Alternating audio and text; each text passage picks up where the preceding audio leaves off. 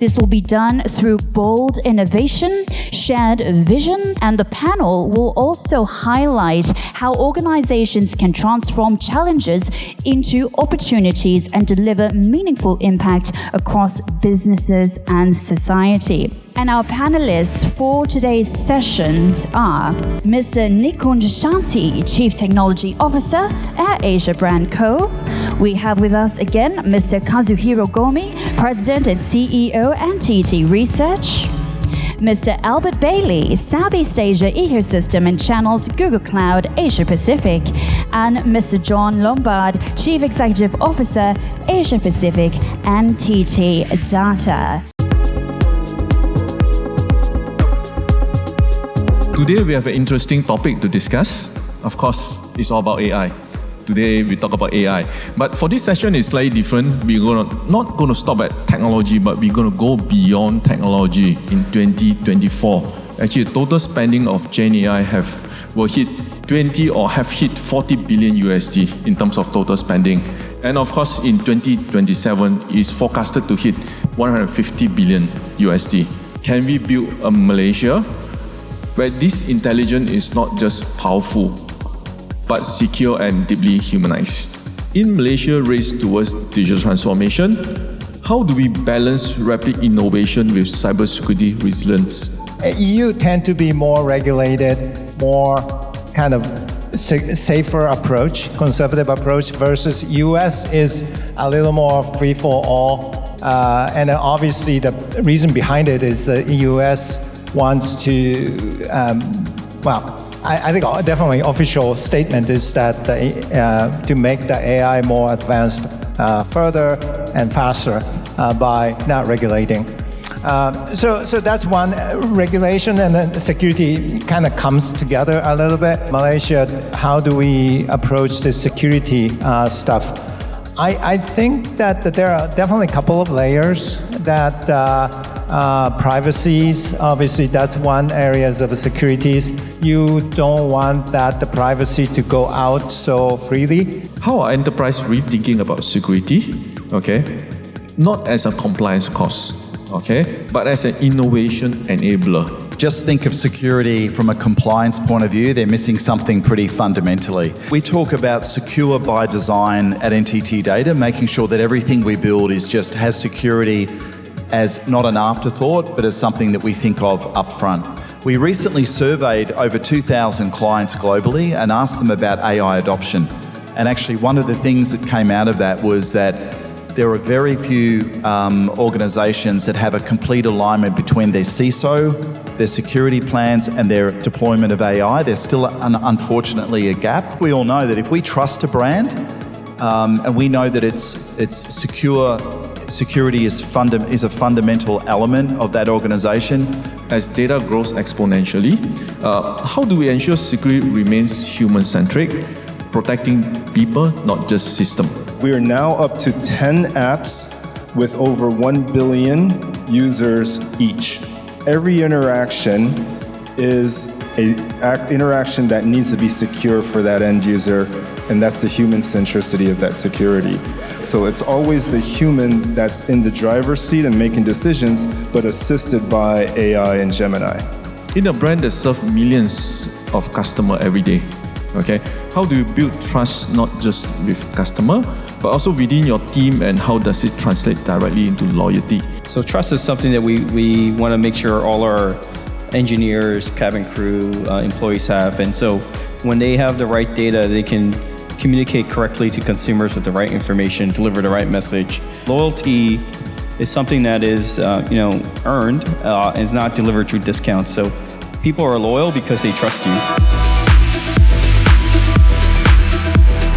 AI is moving fast, okay? How do we make sure it augments human creativity instead of replacing it? AI as an enabler, AI really helping us become better versions of ourselves. The recent survey that NTT DATA did across about 2,500 clients globally, one of the bits of analysis that we did was looking at the impact or the benefit that organizations were actually getting from, or the perceived benefit from these AI projects. And actually, many of our clients are saying that a lot of the early AI prototypes that they've done actually didn't go anywhere. They were sort of roads to nowhere. It's one thing to go and deploy, a tool and do a prototype, but does it really deliver true value to your employees, to your customers, etc.? So we really believe it's important to invest heavily in a very strong AI ethical and governance framework inside a company. Making sure that you're really clear about how you want to use this technology, making sure that you've got the right infrastructure in place, because the best AI doesn't run if you'd have old computing environments, if you aren't secure, if your network doesn't support, for example, edge computing or autonomous driving, etc. So really important to get the fundamentals right, and then make sure that anything that you develop does no harm, that actually will support your employees, your customers, and create value. So it's getting the life cycle right. When you think about humanizing AI inside Asia, what does it really mean for your workforce and also your customer operation? AI in the workplace is all about letting people to do more in terms of more high-value tasks, right? And so there's a lot of low-value tasks that an AI will help automate and make efficient, and so that the human can focus on more high-value tasks. And that's overseeing it and making sure things are in our tone of voice and policies are guardrailed against any responses that go back out. AI adoption also raises ethical questions. How can Malaysia ensure transparency and accountability? Wouldn't do, no matter how much AI advancement will go, which is take responsibility of the action. So I think that we need to have some sort of good framework. When AI makes mistakes, AI says something wrong, AI instigated somebody, whose fault is that? I think that legal framework needs to be clearly defined. Google often talk about AI for everyone. How does this philosophy fit into humanizing intelligence? We talked about building for everyone. I earlier talked about how we're now up to 10 apps where we have over 1 billion users each. You don't get to 1 billion users without building for everyone. You literally have to build for everyone on the planet. There's 3 things. Number 1 is not only building for everyone, you have to build by everyone. 2 is what we want to do is make sure that we have an open feedback loop with humans in any AI that we do. 3rd, we talked a little bit also earlier in Hannah's presentation about Google DeepMind. So we do a lot of research using AI. So what we take is we say, okay, we're not doing AI for systems, right? At some point we do, but then we always need to translate that to AI for people. No single player can transform alone, okay? So what does this effective collaboration looks like in Malaysia's digital journey?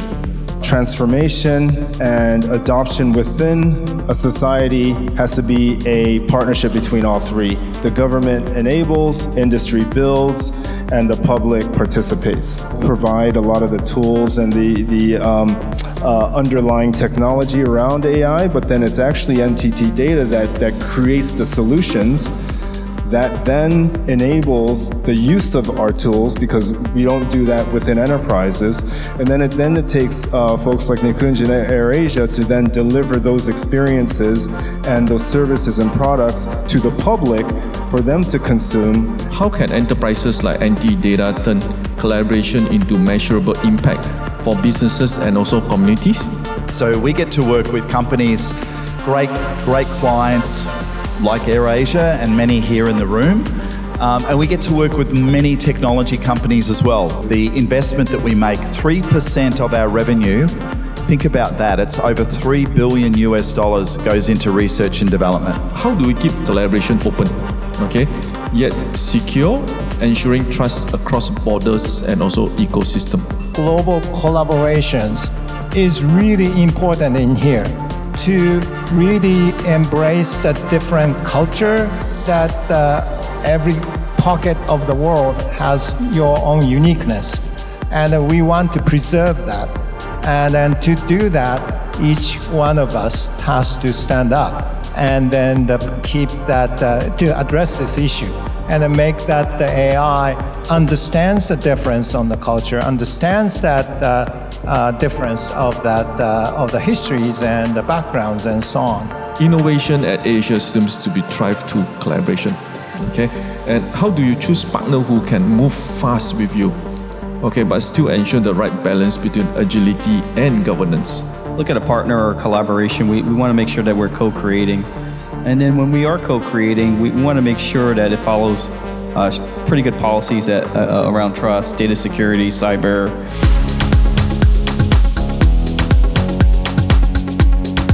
Innovation can be risky, all right? Asia has a reputation for bold experimentation. How do you keep the culture of innovation alive, especially when implementing new technologies like AI at scale? Innovation is not a tech job. We don't think of it as a tech job. We want innovation to come from all 21,000 employees that we have within the group. And if you think about it, there's peaks and troughs of bags that in the carousel that go on. If we knew our hubs that we have around the region. So, that started from grassroots level. It's not something that came from the top. It's someone that understood the technology and then made a suggestion. And looking ahead, which industry in Malaysia are the most ready to leapfrog with AI, and how do we unlock that potential? A big consumer-facing industry here. Malaysia has done very well in terms of digital wallets and e-commerce, etc.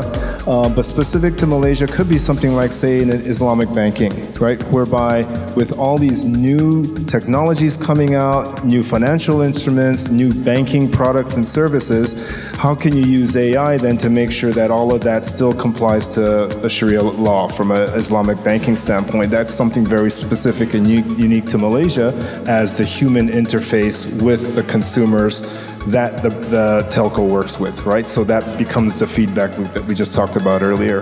From a research lens, what emerging technologies will define Malaysia's next step? Optical technology is a very important next step for that entire IT industries. Malaysia had a pretty good success in that semiconductor, servers, computer, and so on back in early 2000 and so on. Best practices of framework standard assessment that we can actually leverage on. Survey we did of our client base about 9 months ago. And what came out of that was pretty clear that organisations, there were some interesting sort of statistics that came out. So 2/3 of organisations we surveyed said they did not have a clear governance framework in place for the deployment of these AI projects. 2/3 of them said they did not have the right skills and or the right partnerships in place to be successful with these projects. The foundations in place, is a critical element of these projects, not just rushing to the let's prototype and deploy a solution. It's really making sure that you're treating it like any other project. Is it going to have the right impact on our customers, our employees? Does it stack up from a business? Does it have a business case supporting it? And do we have the right frameworks in place to make sure that we're managing the outcomes, etc. With AI, you want to really go after real problems, solve a problem. Make sure you're looking for some solution that's solving a customer problem or internal problem. Not chasing trends. How does your AI agent handle data privacy, compliance, and also security? Well, at least from a Google standpoint, this is how we view that. Like I said earlier, for us, starting with trust of our brand, of our systems, that's of paramount importance. So how we work it is we have within Google Cloud, everyone that works with our AI stack works through a fundamental module called Vertex AI. And what Vertex AI allows you to do is do all your AI development within your own deployment of Google Cloud, which then sits within your IT and organizational security framework. When you think about data hygiene, etc., you got to have your data in a nice formatted way that's accurate and up to date. anything that you give it, the model will remember and think that's valid information. It doesn't have that human intelligence to know that's invalid like a normal human would, unless you give it that context or that information, which is more work. In one sentence, what must leaders do today to make this secure, humanized, and intelligent Malaysia a reality? Make sure that you're solving problems, not chasing trends, building trust, and the data is secure. Innovation requires change, and the leadership has to accept change. Secure by design and democratize this technology, make it available for everyone.